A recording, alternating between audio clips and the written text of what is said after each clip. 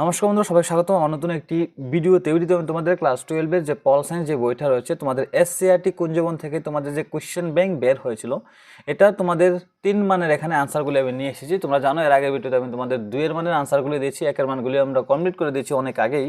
তো তোমরা খুব সহজভাবে ভিডিওটা দেখো এবং সুন্দর। যদি ভিডিওটা বেশি ফাস্ট মনে হয় তাহলে অবশ্যই ভিডিওটাকে তোমরা স্লো করে নিতে পারো, তাহলে তোমাদের সুবিধা হবে। ঠিক আছে, তো চলো দেরি না করে ভিডিওটা শুরু করি। আর তার আগে তোমরা যদি চ্যানেলে যদি নতুন হয়ে থাকো তাহলে চ্যানেলটাকে অবশ্যই সাবস্ক্রাইব করে নিও, যাতে করে আমি খুব সহজেই 1000 সাবস্ক্রাইবার পূরণ করতে পারি তোমাদের সাহায্যে। ঠিক আছে, মনে রাখবে তোমরা যদি হেল্প না করো তাহলে আমি কিভাবে সামনে এগিয়ে যাবো। ঠিক আছে, তো তোমরা শুধু সাবস্ক্রাইব করো, আমি তোমাদের সাজেশন দিচ্ছি। ঠিক আছে, তো দেখো এখন প্রথম যে কোয়েশ্চেন সেটা হচ্ছে রাজনৈতিক অভিজ্ঞতা অর্জনের ক্ষেত্রে বাংলাদেশ ও পাকিস্তানের মধ্যে সদৃশ্য আলোচনা করো। এখানে তোমরা দেখবে এখানে নেপালের গণতান্ত্রিক ব্যবস্থা 3টি প্রতিবন্ধকতার লক্ষ্য। এখানে নেপাল টপিকটা অনেক যে প্রপোলার রয়েছে, কিন্তু মনে রাখবে এসসিআরটি বা ত্রিপুরা বোর্ড টিবিএসসি যদি কোয়েশ্চেন করে তোমরা কিন্তু মনে রাখবে যে রিয়েল ওয়ার্ল্ড বেস, এটা তো সবই রিয়েল ওয়ার্ল্ড। মনে রাখবে তোমাদের যে কারেন্ট অ্যাফেয়ার্স যে বড় বড় ঘটনা রয়েছে, এই ঘটনাতে তারা বেস করেছিল অনেক কোয়েশ্চেন তারা করে। তো নেপালের গণতান্ত্রিক ব্যবস্থা প্রতিবন্ধ নেপাল কথাটা কে লেগে উন্নত, কারণ কে লেগে পপুলার, কারণ কয়েকদিন আগে একটা ঘটনা হয়েছিল একটা মেয়েকে নিয়ে। ঠিক আছে, কলেজের মধ্যে, তো এটা নিয়ে একটু পপুলার ছিল, পপুলার এখনও আছে। ঠিক আছে, আন্দোলন হচ্ছে। শ্রীলঙ্কার জাতিগত সমস্যার সংক্ষিপ্ত বিবরণ দাও। ভারত ও পাকিস্তানের মধ্যে সাম্প্রতিক সময়ে স্বাক্ষরিত 3টি চুক্তির আলোচনা করো। কত সালে সার্ক গঠিত হয়েছিল, সার্কের 2টি উদ্দেশ্য লেখো।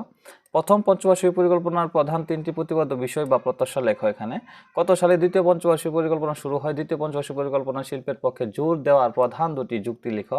সবুজ বিপ্লব কি, সবুজ বিপ্লবের 2টি ইতিবাচক দিক।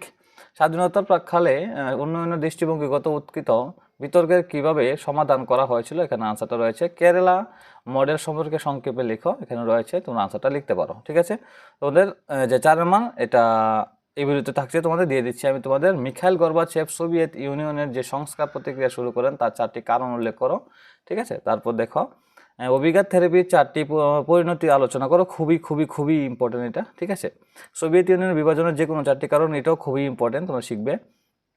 রাশিয়ার সঙ্গে ভারতের বন্ধুত্বপূর্ণ সম্পর্কের যে কোনো 4টি বিষয় লেখো। রাশিয়ার ভারতের সম্পর্কটা কেন ইম্পর্টেন্ট, কারণ তোমরা জানো রাশিয়া আর ইউক্রেনের মধ্যে যুদ্ধ চলছে, আর ইউক্রেনের পক্ষে হচ্ছে ইউরোপ, আর আমরা জানো যে ভারত হচ্ছে জোট নিরপেক্ষতা কোনো পক্ষেই যায় না। তো এই জিনিসটা খুবই ইম্পর্টেন্ট। ঠিক আছে, মনে রাখবে তোমরা। তো কত সালে আসিয়ান প্রতিষ্ঠিত হয়, আসিয়ানের যে কোনো 3টি উদ্দেশ্য উল্লেখ করো। আঞ্চলিক সংগঠন তৈরির পেছনে কি কি উদ্দেশ্য থাকে, এটা তোমরা দেখবে এখান থেকে। কিভাবে ইউরোপীয় ইউনিয়ন অন্তত প্রভাবশালী আঞ্চলিক সংগঠনে পরিণত হয়, এটা তোমরা দেখবে এখান থেকে। ভারতীয় চীনের মধ্যে চলমান বিতর্কিত বিষয় সমাধান সম্পর্কে তোমার মতামত দাও, তোমরা এখানে লিখবে এখানে। নিরাপত্তা পরিষদের যে কোনো 4টি কার্যাবলী আলোচনা করো। তারপর দেখো সমৃদ্ধ রাজ্যপুঞ্জ একটি অপরিহার্য বিশ্ব সংগঠনে পরিণত হওয়ার পেছনে কারণগুলি আলোচনা করো। ঠিক আছে, তারপর দেখো ভারত সম্মিলিত রাজ্যপুঞ্জের নিরাপত্তা পরিষদের স্থায়ী সদস্য পদ লাভের যোগ্য দাবিদার, উত্তরের সমর্থনে তুমি 4টি যুক্তি দাও। ঠিক আছে, তারপর দেখো আন্তর্জাতিক মানবাধিকার সংস্থা কবে প্রতিষ্ঠিত হয়, যে কোনো 3টি কার্যাবলী উল্লেখ করো।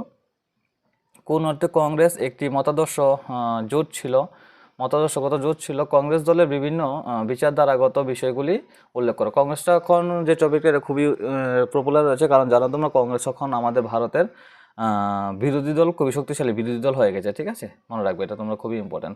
1952 সাল খ্রিস্টাব্দের প্রথম সাধারণ নির্বাচনে অনুষ্ঠিত করার ক্ষেত্রে ভারতের নির্বাচন কমিশন যেই সকল সম্মুখীন হয়েছিল সেগুলি সম্পর্কে আলোচনা করো। খুবই ইম্পর্টেন্ট কোশ্চেন। ভারতের পরিবর্তনশীল ভোটদান পদ্ধতি সম্পর্কে আলোচনা করো।